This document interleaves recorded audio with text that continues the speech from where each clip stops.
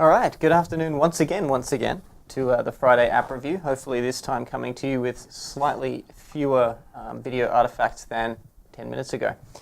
So like I said, today we're going to have a look at some Notes apps in the time we have remaining, but we're going to kick off by talking to Paul Karpf, inventor of the Keg Droid, and find out a little bit more about that product. So you want to tell us a little bit about Keg Droid, Paul? Sure.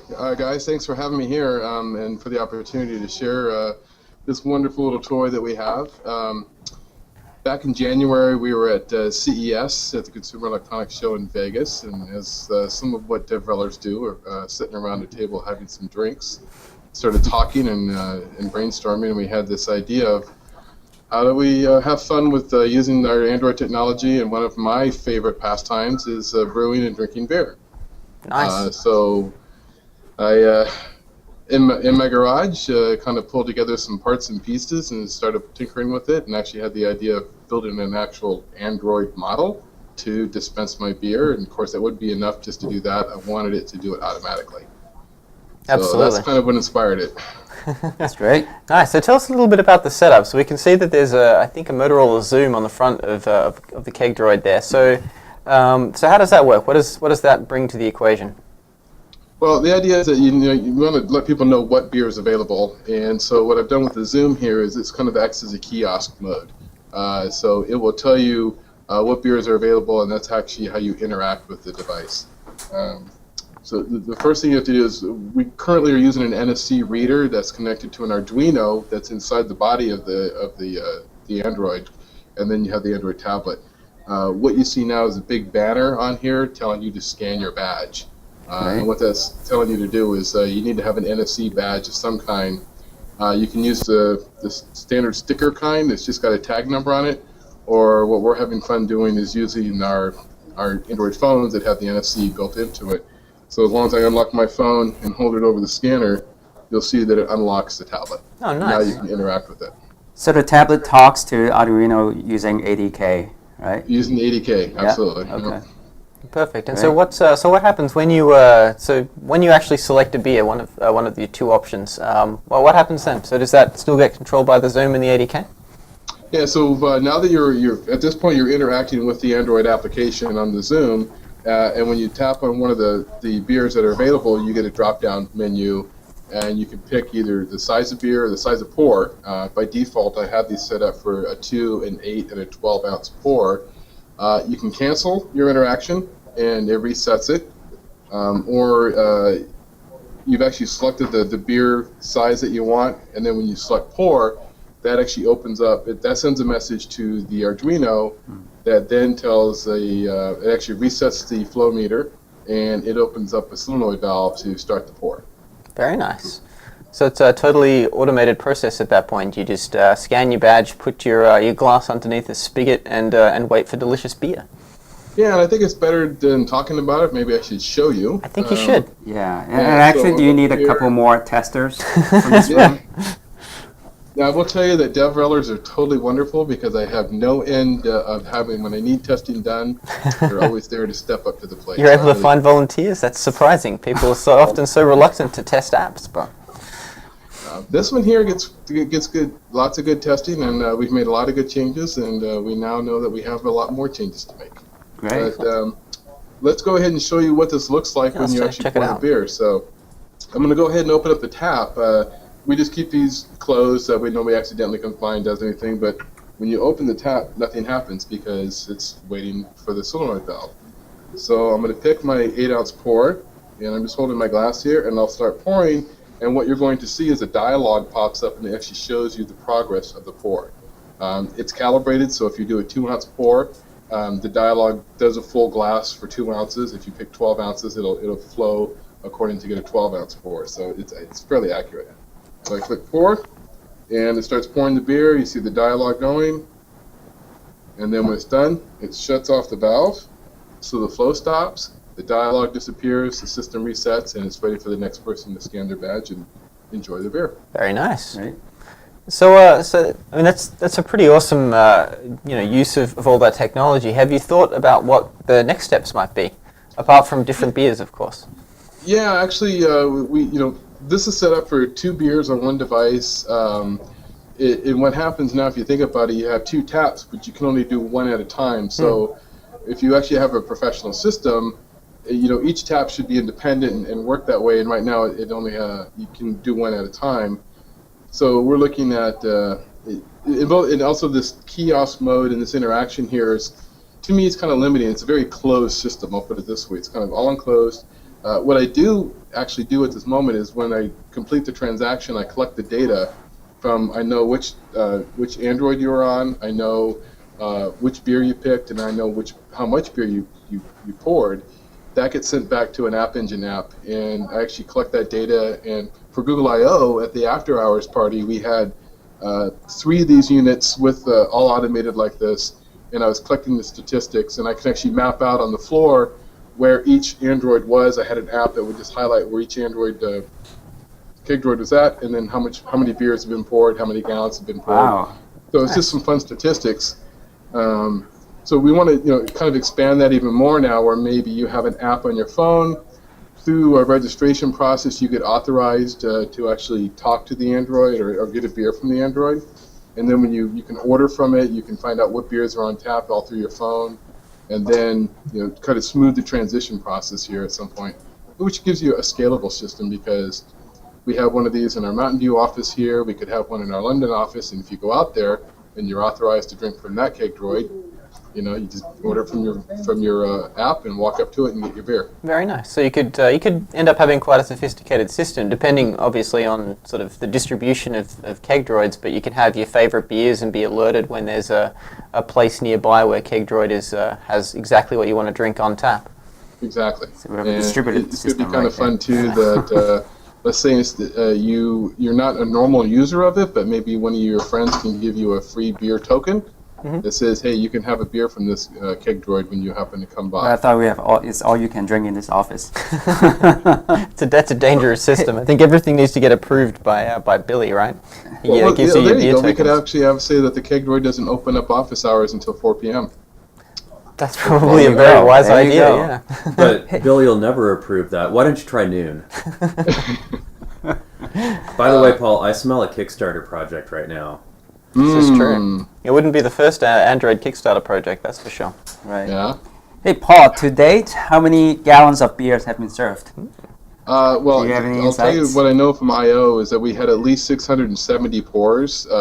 The network there, as many of you guys know that have gone to Google I/O, know the network is not always that great. So I think I missed a number of transactions, but I know at least 670 beers. And everybody was selecting the 12-ounce pour, so you can calculate how many beers. Right. It's Wow, probably very cool. So 20-something wait, gallons. Paul. I mean, this is a review show, so I feel like I need to dive into this a little more. Are you saying that Absolutely. if you don't have internet connectivity, then you lose those transactions? In the current design, yes, and that's going to be one of the first changes I make. Absolutely. What I'm going to do for the next round is we'll have all the transactions recorded locally on a database, and then have a service running in the background synchronizing that database to App Engine. Excellent. In Oh, fact, yeah. I have a Google I/O talk which can give you some hints as to exactly how you should do that. Really? I'll have to take a look Absolutely. at that, won't I? I see. My mic is being disrespectful. Give me one moment. Hopefully that's a little bit better.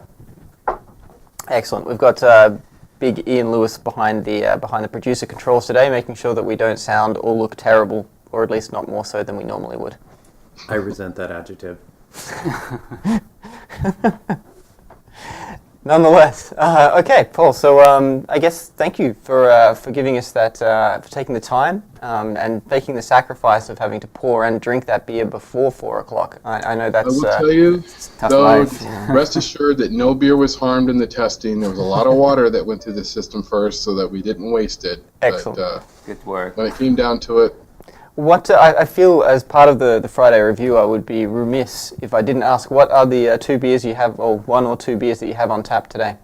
well, currently we have on tap and what I'm drinking here now is Dogfish Head 90-minute IPA, and the other beer we have on tap is from 21st Amendment. It is Monk's Blood, which is a very interesting nice choice. Belgian ale, strong Belgian ale. It looks almost like a porter, but not quite. It's very spicy, very interesting. Paul, we don't usually encourage people to disturb us here in the studio when we're recording, but if you do happen to be passing by, don't be afraid to knock and deliver us something. I'll see if we'll see what happens. We We like look to be forward to it. testers. Perfect. All right, thanks, Paul. We should probably move on because we lost All a right, bit of cheers, time at the guys. beginning. Thank so you. thank you, Thanks, and Paul. congrats. Excellent. All right, so that was Cake Droid. Ready for some note-taking Let's have a look at some note-taking apps. But before we get too deeply into the apps themselves, I just want to do a little bit of housekeeping this week. So we're going to do things a little bit different. So as many of you know, we've sort of been experimenting with the formats of all of our shows, particularly the Friday reviews, both apps and games. And so what we're trying to do, so the point behind what we're doing here is to try and come up with ways to be able to share with developers some tips that we come across when we look at different apps. So a big part of what we do on a daily basis is check out people's apps, provide feedback, and give them some assistance to help make them better. So the Friday review is really about trying to take that and share that with you guys. So when we're picking apps, we're looking for things which both are really good, which show a great example of how to do things, but also apps which do some things wrong, specifically so that you guys can learn from those mistakes and we can sort of tell you guys all in one go, and then hopefully a lot of apps will be able to benefit from that.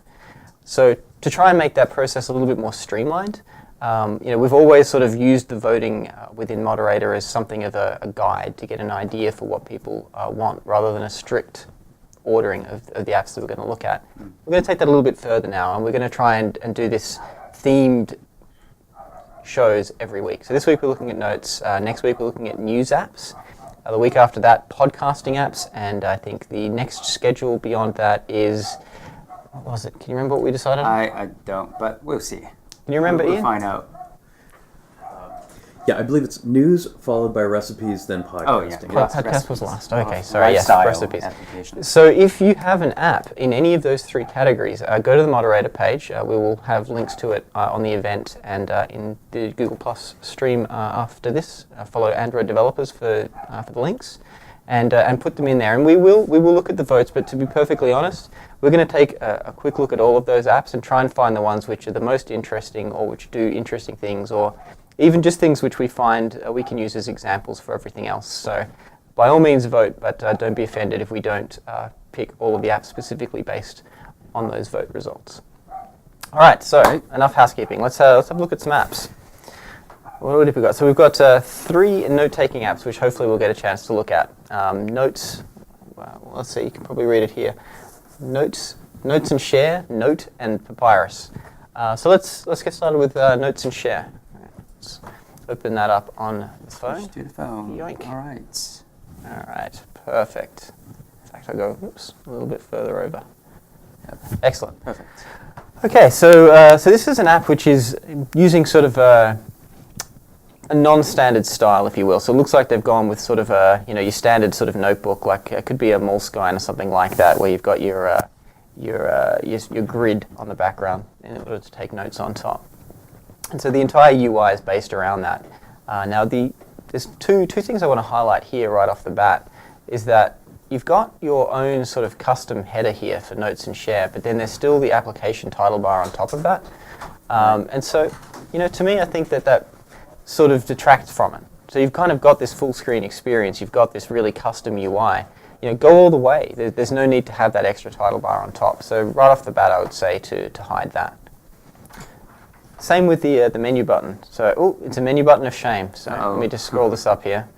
So you've got a menu button, but it doesn't do anything. So I would, hello. Here we have some of Paul's work. Conduct some testing. We can do some taste testing here. It's a bit of the Friday Games review on the Friday review. That's right. So we at least need to taste. So cheers. Reto. Cheers, Ian. That's pretty good. That's not bad. Perfect. Okay, so moving on. So we've got a menu button of shame. Remove the menu button of shame, please. It doesn't do anything, so it doesn't need to be on screen. And removing it is really easy. You just have to set the target SDK level to anything above 11. Exactly. Yep. And so nothing else will change. You won't lose anything else, and particularly for this app. It has to be 15? 15. Interesting. We'll have to It set has it to to be 15. 15 now. All right, 15. 15 it is. And in fact, I mean, this is a good tip. Like, for the most part, you'll be wanting to test all of your apps against the latest framework release, and the target API should always be the latest release, which is in fact 16 these days. So as soon as a new release comes out, you should really make it a matter of priority to, open up Eclipse or IntelliJ or whatever you're using to do your development and test it out. Change the target SDK level to the maximum and see what changes. Ideally, nothing should. For the most part, things should just continue to work the same that they did. Once you have that confidence, then you can release it that way, and then you'll get to take advantage of things like the more native look and feel, and everything will look and behave the way it should on new devices. So these days in particular, we really want to see people have a great experience on the Nexus 7. And so we want you to target that latest SDK version, and you lose things like legacy menu buttons and other things like that.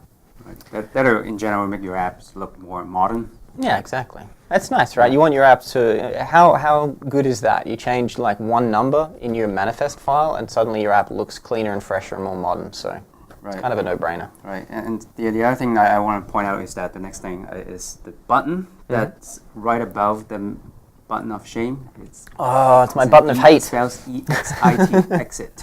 The exit button. Let me see Right. what the exit button does. Interesting. Now, let me see, what does the back button do? Now, you see how those do exactly the same thing?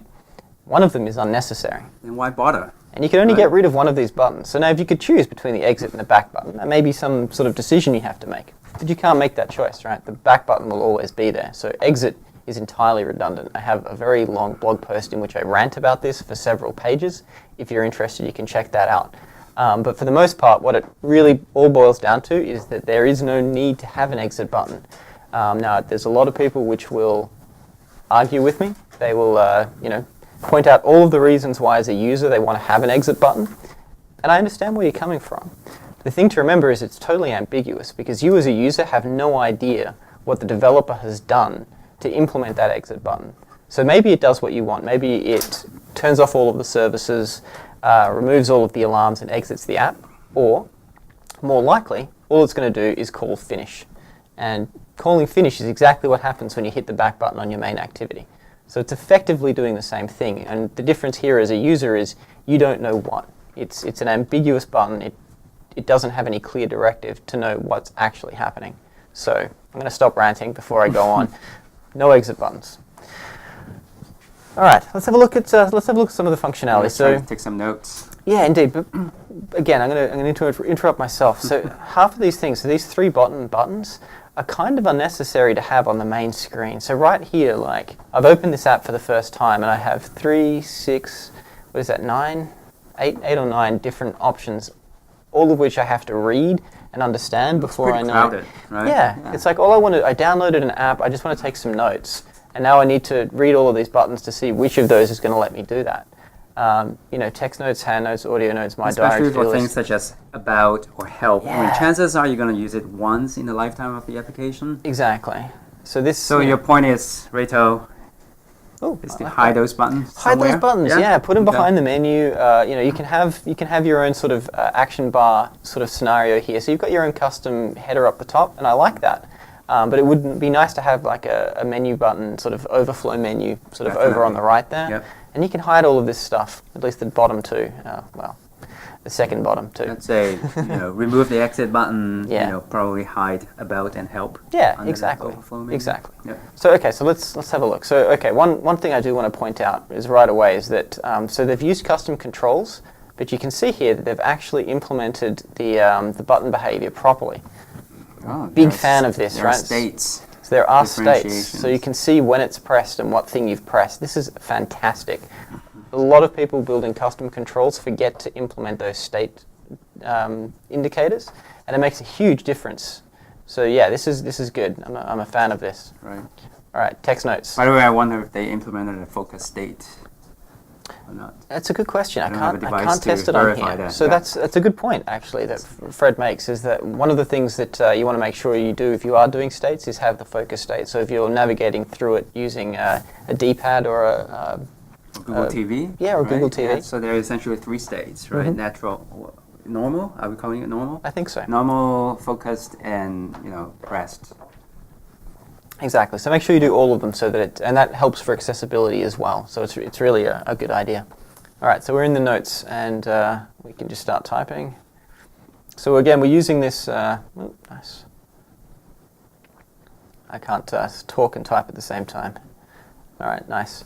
So you can see here, I'll just move this down slightly. We're just basically using this this notepad paradigm so things look like a notepad, which is interesting. I think there's a lot of debate over whether or not that's sort of the best approach on mobile, but it's in keeping with the style of the rest of their app, right? And it doesn't seem to be slowing things down.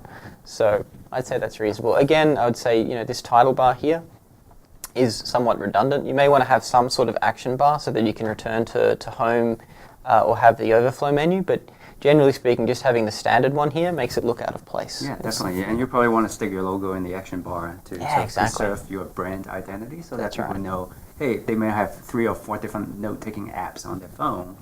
And, you can help yourself stand out a little bit. Exactly. Let people know who you are. Take the opportunity to brand yourself a little. So now we have a menu button that is not shameful in that it actually does something, but it is a little shameful in the way that it does it. So first off, check out the design guide on the developer.android.com/design site, and it'll tell you what the right way to build icons for your menu are. Spoilers, they are grayscale, they are flat. So all of these which have colors and sort of flat styling look weird. Like, to me, this just looks wrong because they're too big and they're the wrong color, and for some reason all of the writing is in caps, which I can't really understand why. So yeah, all of this is summarized in the developer design site. So basically just check that out, and you'll want to modify these so that they're consistent. Anything which is part of the system framework, so bringing up menus or action bars or anything like that, you want it to look like the system does. You don't want to break users out of this thing where now I'm looking at this going, oh wait, that doesn't look like I expected. Save button should be redundant. So you should build in something here to make sure that you can never lose data. So I don't want to have to hit menu save every time I change something to make sure I don't lose it if my phone turns off or if I exit the app or something. Or if you get a phone call. Or if I get a phone call, exactly. It would totally, suck if you lose your content. That's right. That So every time I type something, for this in particular, you're talking about text. So it's not a huge amount of data. You're not going to have sort of a huge lag from having to save things. So yeah, definitely make save happen automatically. Let's have a look. We've got more. So again, more text only. Every time you see things in caps, it's like shouting. It's the same as email, right? So stop shouting at me. So we've got text to speech, share loads the standard share intent, which is nice. That's great. Yeah. Absolutely. Let's have a look. We'll go. Well, let's go back without explicitly hitting save and see what happens That's after, a good idea. after this All screen. right. So we're going to go back out of this. So Does are it you sure you say- don't quit without saving your text note? No. That just disrupts the workflow. Exactly. I just want to hit back and go back. So this should be like at the first point, I'd say, why don't you just let me save it here? Like, do you want to save just or do you want to implicit, quit? Right. Or have it implicit. I would No, say, but yeah, it's exactly right, Fred. Like, have it implicit. I hate dialogues almost as much as I hate exit buttons. So I don't want to have this dialogue asking me to make a decision. The reason I hit back was because I'm about to get into the car and drive off. I don't want to have to decide on this dialogue. So make it go away and save it automatically, even before I hit exit. If I hit, look, Sure. the back button should always do something. So that should, at this point, dismiss this dialogue. Hitting back and having nothing change is just not right at all. So I'm going to say yes. Let's have a quick look through these because we've spent far too much time on this already. So this looks like drawing, which is nice. It would be nice if this supported multi-touch, which it doesn't right now. So that's something to consider. So it's, again, same general feedback as last time. Although this time you've got don't let the camera try and refocus, but you've got the text here for the menu items. Here is lowercase, except if you go into more and then it's up. Well, no, it's correct here. But from the other menu, from the previous screen, it was all caps. It was all caps. So this is the right approach. But again, you've got some issues with the actual icons, and again with the saving as well. Audio notes, I'm going to presume, is going to let us record something. Okay, so we're going to record something here. Hit stop, play. Okay, so we're going to record something here. Don't know if you guys could hear that, but it played it back, so that's nice. Again, here we have some inconsistency. So you're using sort of the standard buttons, whereas everything else, you've got your own custom UI. So I'd modify this to try and use that same approach. And same here, you've got save and open on screen, and the other items, they're in the menu. So again, sort of choose one way and go with that menu button of shame. All right, so let's have a quick look through these. So you've got diary, which is just a specific, and to-do list, which look like they're just sort of specific implementations. All right, we're going to have a look at the other ones as well, because we do want to actually do more than one app. So that was interesting. So the general feel there was to try and build a notes app which looks like your notepad that you would have in paper. Now, I have a gap here, and sorry, Ian. Oh yeah, Rito. I just wanted to let you know that I now have a camera too. Nice. Awesome. Yeah. Awesome. And also that on the live stream, there's several people commenting that not only is the focus on our little overhead webcam really annoying, Yeah. but we do have some Glare, reflections. probably.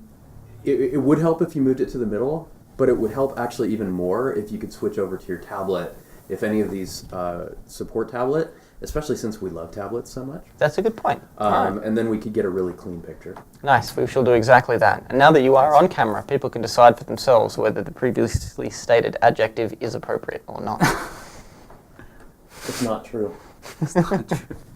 Okay, Awesome. thank you for that feedback. So, okay, so I have a gap here in the middle, and that is for an app called Tote Notes, which we were going to take a look at, but I couldn't because it was not supported by any of the devices that I currently use. Now that is a fairly strong comment because I own a lot of devices. But I think the only device which I could find on the list which I have ever used was the T-Mobile Galaxy Nexus. All of the tablets, the Verizon version of the Galaxy Nexus wasn't supported. So I'm not sure exactly what you guys are doing to filter which apps are available, but I think you've gone a little bit far. So generally speaking, this is something which we try and encourage people to find out, to try and make sure that that list of devices where your app isn't available is as small as possible, or to put it in slightly more positive terms, make your app available on as many different devices as you can. So look at the permissions, look at the implied users features which those permissions are going to use, and make sure that that's not blocking out too much of your potential audience. All right, let's have Just want to add that if the developer of Tote Note is online, feel free to join us. I would be very curious to find out the motivation behind that. Yeah, absolutely. Let us Yeah. know if you're even aware of know. this, or if you're just like, I don't get many downloads and I don't know why. Or you have too many downloads. Too many downloads. Severely limit. Exactly. Yeah. This might be a good time to mention two other things. Reto, your radio should be on the table. We get every now and then you'll gesticulate, and we'll get a little bit of audio. Every once in a while, I'll gesticulate. Yeah, I gesticulate more often than not. You guys just can't see it because it's all happening off camera. The other thing is our on-air sign needs to be tilted a little bit so it stops reflecting. Yeah. Can we? Oh wow! I Oh, can get it it's- completely it's- white if I work hard. Yeah, you Yeah. gotta work on it, but there you go. Wait, it's Right. no air from it. No, we it's are on so air. professional, it's unbelievable. It is truly unbelievable We have how some professional a we team are. of production staff. Some intern's consisting going to of get 3. fired. Unfortunately, we don't have any interns working on this, so that's going to make it a hard choice as to who it's going to be. Let's have a look. What have we got next on your home screen? Is Note. Yeah, let's switch to the tablet. Fire up Note. Note. Let's go. All right, it pops up a keyboard immediately, and it's got an overall light themed So this is with an action bar with a text typing area that you can input your text. Yeah, very sparse, very spun. Kind of the opposite approach to that last app in that there's nothing on screen, and even the action bar is sort of light grey backgrounds around white. So I'm going to start typing something. Dismiss my keyboard. I type something, but I don't. This is my test. Oh, okay, this is my test. And on the right hand side of the action bar, there are a few menu items, but based on the design of the menu items, they lack the contrast. It's not apparent to me that you have a plus sign and a folder icon. I would recommend increasing the contrast of these icons, possibly based on the design guidelines. I like the fact that you've tried to keep it as unobtrusive as possible, and you obviously used low contrast for that reason, but if it is an action, if it is something you want people to do, I think maybe a little bit more. Right. Have a look. I want to check one thing. So Oh, good. So they've got the have proper hints. Accessibility. Accessibility hints. Nice. I would imagine if I turn on voice support, it would talk to me. I would expect so. Yeah, Yeah. that's pretty awesome. Good job. So nicely. So there's an organized. overflow menu. I think they appropriately hit the about and export menu items in the overflow menu. So there's something I noticed when you first loaded it up. It said that you had to hit this to save. So you have to save it once and then it'll auto save. So that's interesting. There's two problems I have with that. First of all, that's not what this icon does. So if you look at sort of our design guidelines for navigation, this button should take you to the home of the app. Home of the application. Exactly. And Yeah. once you're home, you shouldn't. That basically that button should then become inactive. It shouldn't do anything. It certainly shouldn't pop up a dialogue. So I would say if it's associated with the save action, right, it should really belong to the right hand side of the action bar, where where typically people put any action related items. Yeah, and Or I'd go a action step. items. I'd go a indeed. I'd go a step further and say that what you probably want to do is, let's see, do we have touch enabled? We do. So I would make this a touch target for clicking, so that you click on that, and it may actually work. No, so you click on that, and that will let you modify the title. And right, saving, yeah. saving should just happen. So this is the same as the previous app. You shouldn't have to explicitly do something in order to start saving your work. You should just start saving it straight away. Yeah, initially this text or string should probably says untitled or something. Untitled 1, Untitled 2. you know. Right, Same right. same way that like Change it. TextPad or Notepad works in Mac or Yeah, Windows. definitely, and change this to your app icon, which brings you back to the home screen.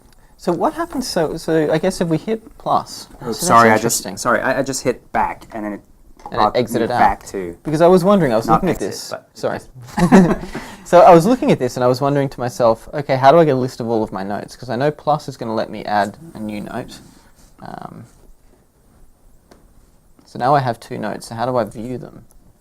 I'm guessing maybe folder. So yeah, hitting the folder button shows me a list. Now, particularly on tablets, I feel like that should be something which we can have on the side. So we have a list of all of our notes and then a list view on the side, and then whichever one we're currently working on appearing next to it, rather than having them as 2 separate Right, screens. time to read up on fragments Absolutely, on Android. absolutely. Yeah. Now, as far as how you would do that for a phone, I would probably have this as your home screen. So I like the idea of the first time you open it when you have no notes, of opening it to sort of that screen where you can start typing straight away. Once you have multiple notes, it would be nice to be able to return to a home screen which had that list so that you're able to choose from. And for me, intuitively, hitting back from any particular note should take you to that list of Yeah, notes. definitely. Now on the folder screen, I would say the implementation of this button is appropriate, right? Because you have an up affordance where you bring it back to the sort of, but hierarchically this should be the home screen. kind of in the other way But around, if you go right? back up, it doesn't really make sense. Right? Exactly. Because supposedly this is the topmost level of your application. Yeah, so indeed, so that's what I think we would suggest is that you switch these around so that when you're in a particular note, you have the upper affordance over here. And then once you hit back, then you have this, which just becomes your home screen. Right. So it'd be interesting to know, why you went or the way that you did, but that's, I think that's our general guidance in terms of navigation. Yeah, I'll also I would go back to the note editing screen. I would say, looking at this folder icon intuitively, it doesn't really tell me that, okay, it would bring me to the list of notes. Rather, I thought when I first looked at it, it would open up the previous note rather than listing of all available notes. That's interesting. Yeah. See, I saw it and thought to myself, this will let me tag or file this note in a particular folder. All right, yeah. So ambiguity is not your friend.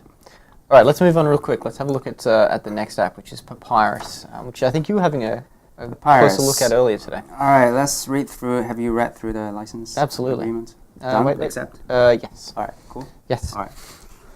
Let's No, wait, dismiss don't it. accept the. What? Oh, What? Ian, no. what? Just bar the door. Don't let that legal guy in. Do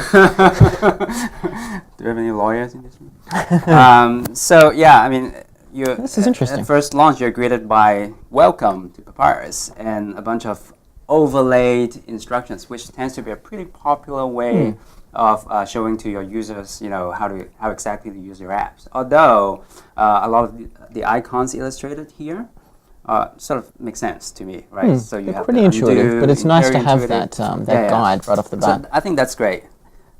So you can just slide through it. So you can change colors, do the erase, Nice. tool picker. So the pick only color. so this is all quite nice. The only thing which I would say here is it would be nice to be able to skip this entirely. Oh, good So point. it's like I've used this before. I've installed it on a different device. I don't need to go through it all. So having a close or dismiss button next to Yeah. at every stage, I think might be quite nice. Yeah, it's got like five to six different steps. Yeah. So it would be good. Finish. So what's new? What's new? So this is interesting. Like I see where you're coming from here, but I think this even on a tablet, but any sort of mobile device it's kind of annoying. Like I know you guys have worked really hard to build these new features, but it's just another button that I have to press before I can start using the app. Right, and chances are in Google Play, right, you have a place where you can put what's new. Exactly. So use that, take advantage of that. So by all means, have it as an overflow button item or something. But you'll notice here that we just want to get to this app so that we can talk a little bit about it in the 2 minutes we have remaining. And I think so far we've had to swipe or press like 7 or 8 times. I don't have an active pen. So this is the layout that we were talking about beforehand with sort of your tablet layout with your list on the left and your items on the right. It's got 3 top-level items where you can add Yeah. a notebook. So a notebook is a collection of notes. New That's notes. how I Okay. understand it. And so they've used sort of the more traditional, well, not the more traditional, but like the first app we looked at, sort of this notepad styling, so that we can start So typing. is it draw? Oh, this it's is a drawing one. So just draw stuff. Whoa. That's Just use interesting. two fingers. So that's letting you zoom and Zoom. pan. Yeah. Yep. But it's That's interesting. good. Let's pick a different color. Draw something else. Now, Cool. I think I have a vague recollection. So we zoom in. If I go... No? Okay. I thought maybe it was going to do some Nello? fancy recognition. But no. Well, Nello, exactly. Yeah, exactly. Right. So as far as title of the notes, I think this app has implemented what we just suggested. Exactly. Where initially here there's no name associated with this note. Where if you type on it, you can type. You can input the name of the note. I hope I spelled it wrong. Spelled it right. Okay. Nice. So you So what have we can- got on the menu? Share page settings. Just going to quickly check to see if share works the way we want it to work. It does. Excellent. Awesome. And they have the up affordance here, which brings you back to the main screen of the application with the screenshot of the Which is quite note nice. that And so you we have can just start taken. things which show up in the starred list. So that's that's all pretty good. Yeah, Um, and I cool, like to Bruno. compliment also the developer has implemented dragging, Oh, nice. drag and drop. Nice bit of Move drag and one drop. note to. On the file, very nice. Oh, it's So drag and drop was first introduced, I believe, in Honeycomb. I'd say. nice. Yeah, but I so far I haven't seen a lot of apps taking advantage of it. Yeah, So this if is you're nice. watching, So thank you. Nicely consider done. using it. All right, we are running out of time, and I want to make sure we have enough time for Dan and Ian to get prepared for the Friday review of games. I think the last thing I would like to mention about this app is I think the only real problem. So I like the layout, I like the style, I like the navigation. The only real problem I had is that to get started, to get that first note written, I had to keep tapping 100 different things. I had to get through the tutorial, I had to get through what's new, I had to say I didn't have an active sync pen, had to then hit new notebook, which I had to give a name to, then hit new note, which I had to give a name to. So by the time we actually get to typing something the first time, I'm bored and I just want to go and do something more What you're quickly. saying is that there are impatient users out there. Yeah, that's me, Right. and I'm a And representative. me too. Right. And in fact, the Notepad app that I use on my computer is always the simplest one available on the system. The Notepad, TextPad. I just want to be able to hit the icon, have it start really, really quickly, and start typing something, and not even have to hit save. So that's kind of the experience that I'm looking for. And all of the other things here are a great bonus, but you want to have that ability to just write something really, really quickly. But I don't know. What do you think? So in summary, I think this is probably my favorite of the three Oh, yeah, apps that we've looked definitely. at. Yeah. Yeah, same. Very cool. So Yeah. nicely done, Papyrus. Good piece of work, and to the other two apps as well. Definitely, no shame there. So some nice implementations and certainly some different approaches But hopefully some of the advice we've given will help you to tighten it up a little bit and create something even better. All right. Anything you want to add? No, that's all. We're all good? Perfect. Yeah. All right, so next week we're going to be looking at news apps. So if you have an app that delivers the news, please put it into the moderator page and we will go through and handpick a selection which we think would be interesting to look at and talk about. That's great. So we'll sign off for today. Oh. Wait, Ian. Yeah. Well, I was just going to say, why don't you tell the people at home what they can do to put their apps in the moderator? What they can do? Oh, of course. Exactly. Thank you, Ian. How do they do it? Very discreet. So, once you find the link and you go to the appropriate moderator page and you find the appropriate category, which is going to be by week, what I want you to do then is put in a brief description of your app. But most importantly, and I think this is what Ian was very subtly alluding to, we need to have a link to the app in the Google Play Store. And we also would like you to include a link to your Google Plus profile. So that can be one of the developers, designers, or if you've got a Plus page for your app, so much the better. We want to try and make sure that the developers of all of these apps get a chance to join us in these Hangouts and discuss their apps and receive that feedback one-to-one. So we need a way to be able to get in touch and schedule those Hangouts with you. That's right. Those moderator pages are open now, and they will close the Wednesday before the Friday review, so that we have a couple days to look at the apps before we review them. Good point. Perfect. Yep. Thank you very much, Ian. All right, so there's going to be more of Ian in just a few minutes. So we're going to sign off, and we'll see you next week, next Friday at 1 o'clock when we're looking at news apps. So All right. thank you for See joining next us. time.